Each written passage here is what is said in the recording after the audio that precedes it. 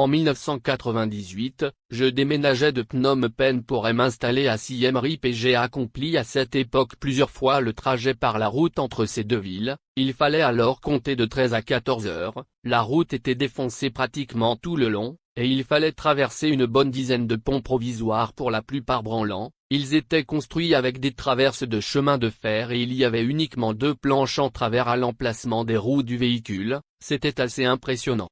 Je me souviens qu'une fois une amie française avait voulu faire la route avec nous, arrivée au premier pont elle s'était mise à hurler, « On ne va pas passer là-dessus.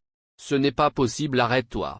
Elle descendit du véhicule, traverser un pont branlant sans parapet en marchant sur une planche large de 30 cm est encore plus impressionnant qu'aborder une voiture. Elle est donc remontée, elle a mis sa tête entre ses mains et j'ai traversé. La scène s'est répétée à chaque traversée de pont.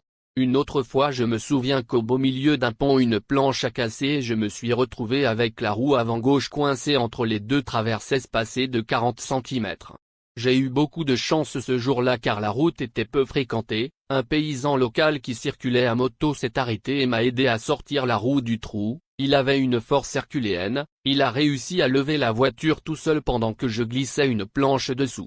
Il fallait partir à 5 heures du matin de Phnom Penh pour espérer arriver à 7 heures du soir à Siem Reap. C'était une journée fatigante pour nous tous et pire pour moi qui étais le seul à conduire. En chemin nous nous accordions quelques pauses, la première à Skun où mon épouse achetait des migales grillées qu'elle dégustait avec notre fils Nicolas alors âgé de 3 ans. Dans ces instants où ils étaient tous deux occupés à dévorer ces jolies petites bêtes j'éprouvais des grands moments de solitude, me demandant ce que je faisais ici. La halte de Kampong Tom était plus tranquille, on pouvait y manger un riz frit traditionnel ou un autre plat cambodgien.